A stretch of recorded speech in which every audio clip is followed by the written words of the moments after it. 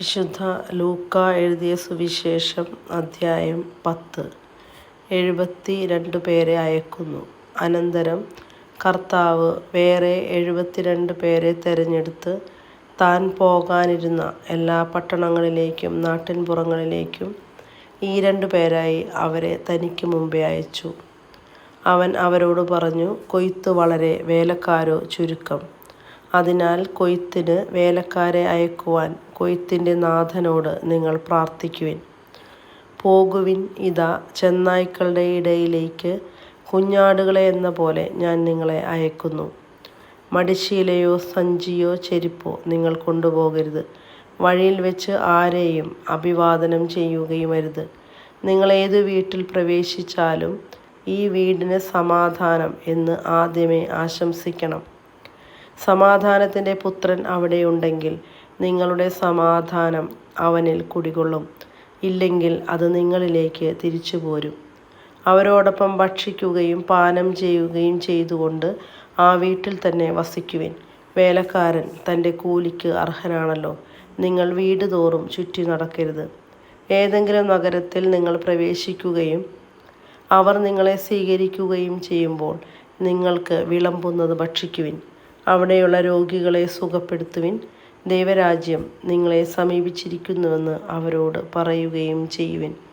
നിങ്ങൾ ഏതെങ്കിലും നഗരത്തിൽ പ്രവേശിക്കുമ്പോൾ അവർ നിങ്ങളെ സ്വീകരിക്കാതിരുന്നാൽ തെരുവിലിറങ്ങി നിന്നുകൊണ്ട് പറയണം, നിങ്ങളുടെ നഗരത്തിൽ നിന്ന് ഞങ്ങളുടെ കാലുകളിൽ പറ്റിയിട്ടുള്ള പൊടി പോലും നിങ്ങൾക്കെതിരെ ഞങ്ങൾ തട്ടിക്കളയുന്നു.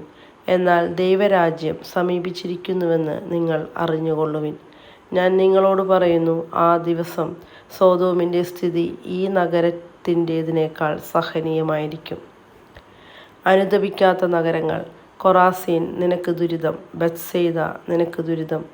നിങ്ങളിൽ നടന്ന അത്ഭുതങ്ങൾ ടൈറിലും സീദോനിലും നടന്നിരുന്നുവെങ്കിൽ അവിടുത്തെ ജനങ്ങൾ ചാക്കൊടുത്തും ചാരം പൂശിയും പണ്ടേ തന്നെ പശ്ചാത്തപിക്കുമായിരുന്നു. ആകയാൽ വിധി ദിനത്തിൽ ടൈറിൻ്റെയും സീദോൻ്റെയും സ്ഥിതി നിങ്ങളുടേതിനേക്കാൾ സഹനീയമായിരിക്കും. കഫർനാമേ, നീ ആകാശത്തോളം ഉയർത്തപ്പെട്ടിരിക്കുന്നുവെന്നോ, നീ പാതാളത്തോളം താഴ്ത്തപ്പെടും. നിങ്ങളുടെ വാക്ക് കേൾക്കുന്നവൻ എൻ്റെ വാക്ക് കേൾക്കുന്നു. നിങ്ങളെ നിരസിക്കുന്നവൻ എന്നെ നിരസിക്കുന്നു. എന്നെ നിരസിക്കുന്നവനോ എന്നെ അയച്ചവനെ നിരസിക്കുന്നു. 72 പേർ മടങ്ങിയെത്തുന്നു.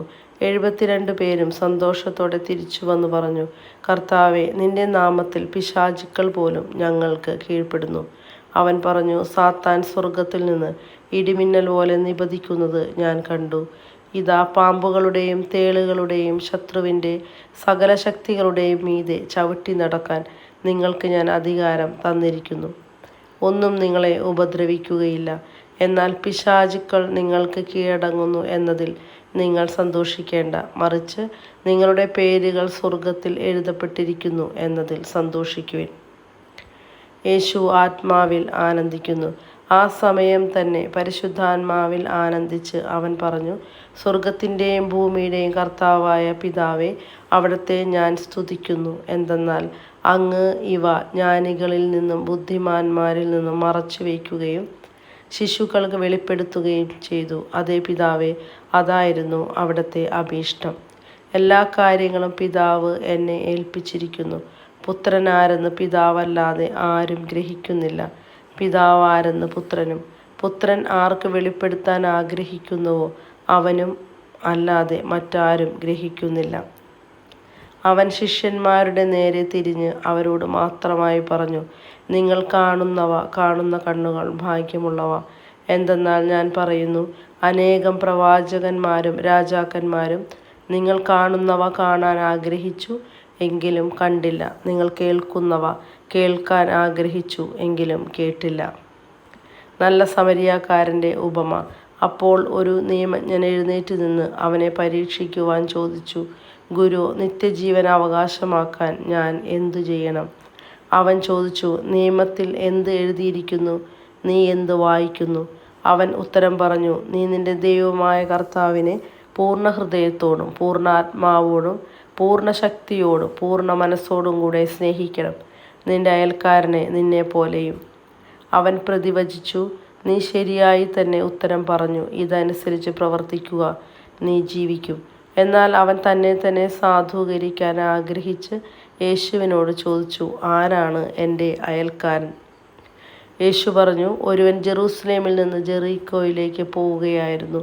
അവൻ കവർച്ചക്കാരുടെ കയ്യിൽപ്പെട്ടു. അവർ അവൻ്റെ വസ്ത്രങ്ങൾ ഉരിഞ്ഞെടുത്ത് അവനെ പ്രഹരിച്ച് അർദ്ധപ്രാണനാക്കിയിട്ട് പൊയ്ക്കളഞ്ഞു. ഒരു പുരോഹിതൻ ആ വഴിയെ വന്നു അവനെ കണ്ട് മറുവശത്തുകൂടെ കടന്നുപോയി. അതുപോലെ ഒരു ലേവായനും അവിടെ വന്നപ്പോൾ അവനെ കണ്ടെങ്കിലും കടന്നുപോയി. എന്നാൽ ഒരു സമരിയാക്കാരൻ യാത്രാമധ്യേ അവൻ കിടന്ന സ്ഥലത്ത് വന്നു. അവനെ കണ്ട് മനസ്സലിഞ്ഞ് അടുത്തു ചെന്ന് എണ്ണയും വീഞ്ഞും ഒഴിച്ച് അവൻ്റെ മുറിവുകൾ വെച്ചുകെട്ടി തൻ്റെ കഴുതയുടെ പുറത്തു കയറ്റി ഒരു സത്രത്തിൽ കൊണ്ടുചെന്ന് പരിചരിച്ചു. അടുത്ത ദിവസം അവൻ സത്രം സൂക്ഷിപ്പുകാരൻ്റെ കയ്യിൽ 2 ദനാറ് കൊടുത്തിട്ട് പറഞ്ഞു, ഇവൻ്റെ കാര്യം നോക്കിക്കൊള്ളണം. കൂടുതലായി എന്തെങ്കിലും ചെലവാകുന്നെങ്കിൽ ഞാൻ തിരിച്ചു വരുമ്പോൾ തന്നുകൊള്ളാം. കവർച്ചക്കാരുടെ കയ്യിൽപ്പെട്ട ആ മനുഷ്യന് ഈ മൂവരിൽ ആരാണ് അയൽക്കാരനായി വർത്തിച്ചത്? അവനോട് കരുണ കാണിച്ചവൻ എന്ന് ആ നിയമജ്ഞൻ പറഞ്ഞു. യേശു പറഞ്ഞു, നീയും പോയി ഇതുപോലെ ചെയ്യുക. മർത്തായും മറിയവും അവർ പോകുന്ന വഴി അവനൊരു ഗ്രാമത്തിൽ പ്രവേശിച്ചു. മർത്ത എന്നു പേരുള്ള ഒരുവൾ അവനെ സ്വഭവനത്തിൽ സ്വീകരിച്ചു. അവൾക്ക് മറിയം എന്നു പേരായ ഒരു സഹോദരി ഉണ്ടായിരുന്നു. അവൾ കർത്താവിൻ്റെ വചനങ്ങൾ കേട്ടുകൊണ്ട് അവൻ്റെ പാദത്തിങ്കൽ ഇരുന്നു. മർത്തയാകട്ടെ പലവിധ ശുശ്രൂഷകളിൽ മുഴുകി വ്യഗ്രചിത്തയായിരുന്നു. അവൾ അവൻ്റെ അടുത്ത് ചെന്ന് പറഞ്ഞു, കർത്താവേ, ശുശ്രൂഷക്കായി എൻ്റെ സഹോദരി എന്നെ തനിയെ വിട്ടിരിക്കുന്നത് നീ ശ്രദ്ധിക്കുന്നില്ലേ? എന്നെ സഹായിക്കാൻ അവളോട് പറയുക. കർത്താവ് അവളോട് പറഞ്ഞു, മർത്ത, മർത്ത, നീ പലതിനെക്കുറിച്ചും ഉത്കണ്ഠാകുലയും അസ്വസ്ഥയുമായിരിക്കുന്നു. ഒന്നു മാത്രമേ ആവശ്യമുള്ളൂ. മറിയം നല്ല ഭാഗം തിരഞ്ഞെടുത്തിരിക്കുന്നു. അത് അവളിൽ നിന്ന് എടുക്കപ്പെടുകയില്ല.